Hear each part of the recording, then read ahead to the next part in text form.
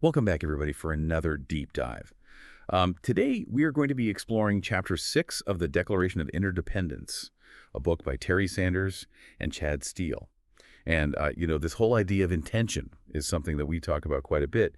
But this chapter really dives into how intention is this powerful force, not just this kind of vague feel-good idea. Yeah, it is. We often think of intention as just, goal setting. But this chapter reveals that it's so much more than that. It's really about shaping our lives and impacting, the world around us. Yeah, for sure. The authors introduced this idea of the infinity principle. Yeah. And they actually even have an equation for it, which is kind of cool. Intention equals aspire divided by react. So what do you make of that? Well, think about it like this. You set a destination in your GPS. Right. That's your aspiration.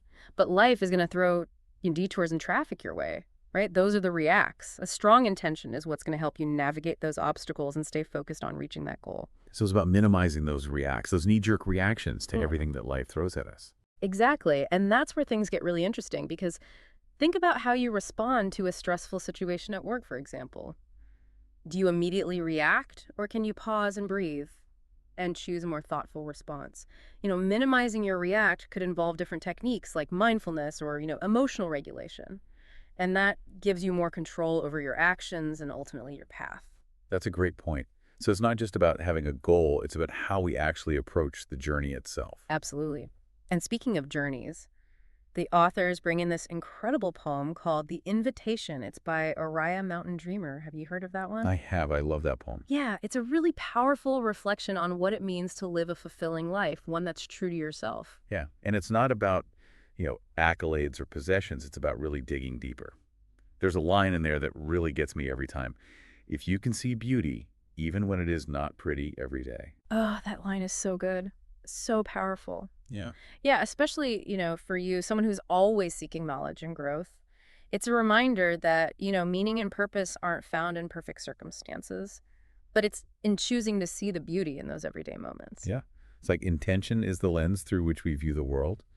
And then the invitation encourages us to keep that lens, focus on what really matters. Exactly. It's not just about what you achieve, it's about how you approach every single day.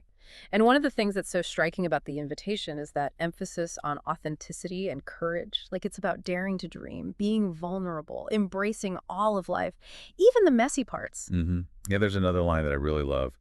If you can sit with pain without moving to hide it, for someone on a path of self-discovery like you, that speaks volumes. Totally. That's a great point, It's about embracing the discomfort as a crucial part of growth. Totally. The invitation is a real call to live intentionally with your heart wide open. Yes. And you know what else is cool about this idea of intention? It doesn't just stay within us. It can actually have a ripple effect on the world around us. Okay. That sounds interesting. How so? Well, the authors use the analogy of a vibrating object to illustrate this point. I love a good analogy. Let's hear it. Okay. So imagine a tuning fork. You strike, it vibrates at a specific frequency. But if you bring another tuning fork close by that's tuned to the same frequency, it will start vibrating too, even though you didn't directly strike it. Our actions and emotions work in a similar way. So you're saying that, our positive intentions, our kindness, compassion, even just a good mood can actually influence others. Exactly. They create this ripple effect that extends beyond ourselves. And it's not just about feeling good. It's about recognizing that responsibility that we all have to cultivate those positive intentions. Right. Because they have the power to spread. And I think this is where the authors introduced that very powerful quote from Margaret Mead. Never doubt that a small group of thoughtful, committed citizens can change the world. Indeed, it's the only thing that ever has. Wow, what a quote. It flips the script on feeling powerless, right? It reminds us that our individual actions, even the ones that seem small, they can create massive change if they're driven by intention. For sure. It's amazing how this, collective action, it doesn't actually require grand gestures. It's really about the everyday choices that we make, the small actions that, on their own may seem insignificant, but together they create this powerful wave of change. So you're talking about like where we spend our money, what we buy. Precisely. Supporting businesses that align with our values, the ones that are prioritizing ethical practices, sustainability, that whole concept of voting with our wallets. And being mindful of how we consume resources. Right. Reducing waste. Yeah. Making sustainable choices. Exactly. It's about walking the talk, aligning our actions with our intentions. And, it even goes beyond that. The authors talk about civic engagement, too. So like using our voices to advocate for policies that resonate with our values, supporting candidates who, are focused on the common good, speaking out against injustice, pushing for solutions to these challenges that we're all facing. Yes, exactly. It's about taking that ripple effect to a larger scale. Each individual action driven by intention contributes to this powerful wave of change. And, it all comes back to this interconnectedness that the authors emphasize. We're not isolated individuals. We're part of a collective.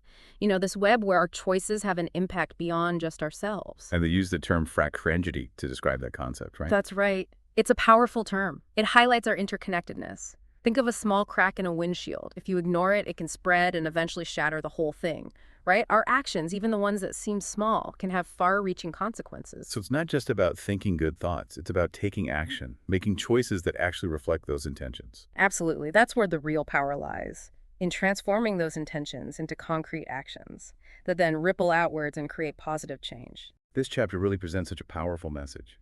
Mhm. It's easy to feel overwhelmed, with everything that's going on in the world. But this reminds us that we're not helpless, that we do have the power to choose to make a difference through our actions. It is. It's a call to action reminding us that by aligning our choices with our values, we can contribute to a better world, not just for ourselves, but for everyone. And it all circles back to the invitation, right? That call to live with purpose and meaning, to dare to dream, to be vulnerable, to embrace the messiness of life with courage. It's about living intentionally with our hearts and minds open to the possibilities, recognizing that our actions, no matter how small, can contribute to something so much larger than ourselves. Well, as we kind of resurface from this deep dive into the power of intention, what really stands out to you as the most impactful takeaway from all this? I think it's really remarkable how the authors connect intention, not just to personal growth, but to actually creating a better world. It's like it's a call to action, urging us to align our everyday choices with our hopes for a more just and sustainable future. And they don't really sugarcoat it either. It's not about waiting for someone else to come along and, solve the world's problems. It's about realizing that each of us has a part to play. Yeah, exactly. And that's where the whole idea of fracturegity comes in. It's not just a catchy word. It really illustrates how interconnected we all are. Like, think about it. Your choice to buy fair trade coffee, it might feel small but insignificant, but it's adding to a much larger movement toward ethical consumption. Every action, no matter how small it seems, has that ripple effect. That's a really good point. So as we wrap up here, what's one thought you'd like to leave our listeners with? Well, knowing that your intentions can ripple outward, like we've been talking about. What one small action will you take this week to make a positive impact?